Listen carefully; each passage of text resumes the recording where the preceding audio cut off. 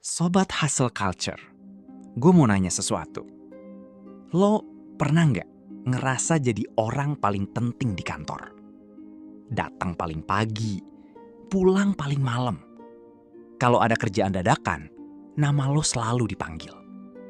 Dan anehnya, lo bangga. Karena lo ngerasa, wah berarti gue dibutuhin. Lo mulai nganggep capek itu prestasi.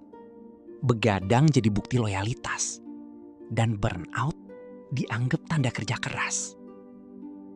Tapi masalahnya, kantor bisa hidup tanpa lo jauh lebih cepat daripada yang lo kira. Dan hari ini, gue mau cerita sesuatu yang mungkin bakal bikin lo mikir ulang soal loyalitas. Ada cowok namanya Joko. Dia kerja di perusahaan asuransi hampir 14 tahun. Orangnya terkenal rajin banget. Gak pernah banyak ngeluh, jarang nolak lembur. Dan selama bertahun-tahun, dia hampir gak pernah ambil cuti panjang. Buat kantor, Joko itu definisi karyawan ideal. Selalu siap, selalu bisa diandelin, selalu bilang, siap Pak. Tapi ada satu hal yang gak disadari Joko. Dia terlalu sibuk jadi aset perusahaan sampai lupa jadi manusia buat dirinya sendiri. Sampai akhirnya, di suatu Selasa pagi, Joko pingsan di meja kerjanya sendiri. Dan sekarang, bagian yang paling bikin merinding. Bukan karena tragedinya, tapi karena apa yang terjadi setelahnya. 4 hari setelah Joko pingsan, posisi pekerjaannya sudah mulai dicari pengganti. Bukan 4 bulan, bukan 4 minggu, 4 hari. Bayangin, 14 tahun datang pagi, 14 tahun pulang malam, 14 tahun ngorbanin waktu, tenaga, dan kesehatan. Tapi di sistem perusahaan, kursi kosong adalah masalah yang harus segera diisi. Bukan kenangan yang harus diratapi. Dan saat gue denger cerita ini, gue sadar satu hal. Kadang kita terlalu setia pada tempat yang sebenarnya gak pernah bisa mencintai kita kembali. Masalah terbesar Joko sebenarnya bukan karena dia kerja keras. Kerja keras itu bagus. Masalahnya, Joko mulai menjadikan pekerjaannya sebagai identitas dirinya. Kalau ada yang tanya siapa dia, jawabannya bukan lagi ayah, bukan lagi sahabat, bukan lagi manusia dengan mimpi dan hobi, tapi jabatan yang dia pegang di kantor.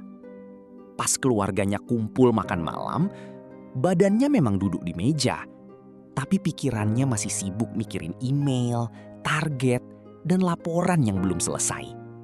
Dan setiap kali bos bilang, Joko, perusahaan gak akan jalan tanpa kamu, dia merasa bangga. Padahal kalimat itu sering jadi jebakan yang paling manis.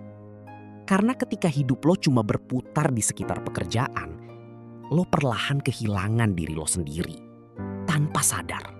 Sekarang, gue mau bilang sesuatu yang mungkin agak gak nyaman buat didengar. Perusahaan lo belum tentu jahat. Bos lo juga belum tentu jahat.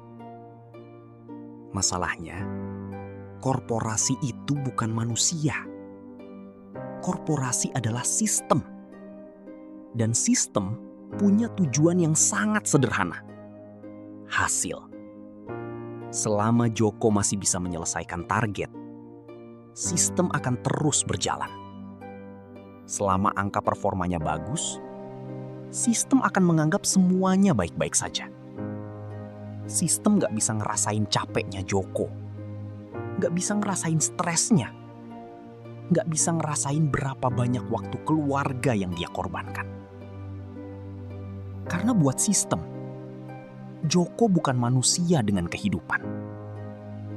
Joko hanyalah satu bagian kecil dari mesin yang harus terus bergerak. Dan disinilah bagian yang paling menyakitkan.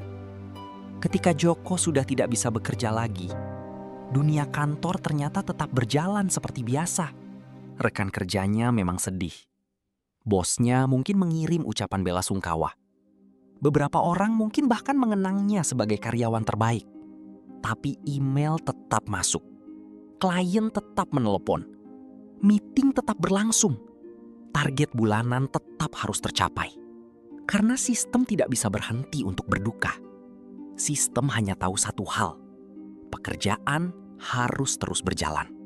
Dan dalam hitungan minggu, sudah ada orang baru yang duduk di kursi yang dulu ditempati Joko selama 14 tahun.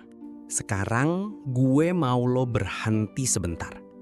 Dan coba jawab pertanyaan ini dengan jujur. Jangan ke gue, ke diri lo sendiri. Pernah nggak lo makan siang sambil terus kerja? Sampai rasanya aneh kalau makan tanpa buka laptop. Atau mungkin hal pertama yang lo lakukan setiap pagi bukan berdoa, bukan nyapa keluarga, tapi ngecek email dan WhatsApp kantor. Dan pas jatah cuti masih banyak, lo malah merasa bersalah buat ngambilnya. Seolah-olah istirahat itu dosa. Kalau sebagian besar jawaban lo iya, hati-hati. Mungkin tanpa sadar, lo sedang berjalan di jalan yang sama seperti Joko. Kalau aja Joko bisa mengulang waktu, mungkin ada beberapa hal yang bakal dia lakukan berbeda. Bukan soal kerja lebih keras, justru sebaliknya. Mungkin dia bakal mulai memakai cutinya. Bukan terus bilang, nanti aja setelah proyek selesai. Karena kenyataannya, proyek itu nggak pernah benar-benar selesai. Mungkin dia bakal lebih sering makan malam bareng keluarga. Lebih sering hadir di ulang tahun anaknya. Lebih sering menikmati hidup tanpa gangguan notifikasi kantor. Karena pada akhirnya, yang paling berharga dalam hidup bukan laporan yang selesai tepat waktu. Tapi momen yang gak bisa diulang untuk kedua kalinya. Dan kabar baiknya, lo gak perlu nunggu kejadian seperti Joko untuk mulai berubah dari sekarang. Jadi, apa yang bisa kita pelajari dari Joko? Sederhana. Jangan sampai pekerjaan menjadi satu-satunya identitas yang lo punya. Karena suatu hari nanti, jabatan itu bisa hilang. Perusahaan bisa berganti. Dan kartu ID kantor bisa berhenti berlaku.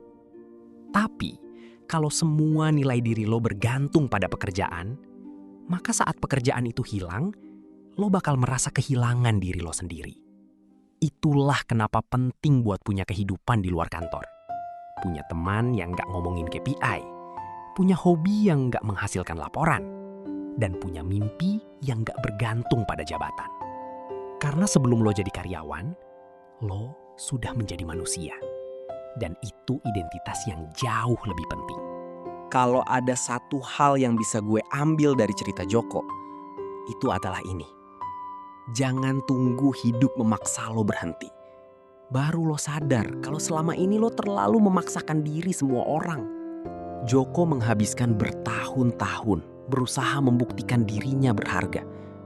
Padahal nilai dirinya nggak pernah ditentukan oleh target, jabatan, atau penilaian tahunan. Mungkin hari ini lo juga lagi capek. Lagi merasa harus terus kuat, terus produktif, terus membuktikan diri ke semua orang. Kalau begitu, izinkan gue jadi orang yang ngingetin lo hari ini. Lo udah cukup. Lo nggak perlu menghancurkan diri sendiri demi mendapatkan pengakuan. Karena saat pekerjaan selesai, hidup lo masih berlanjut. Jadi, jaga diri lo baik-baik. Sampai jumpa di video berikutnya.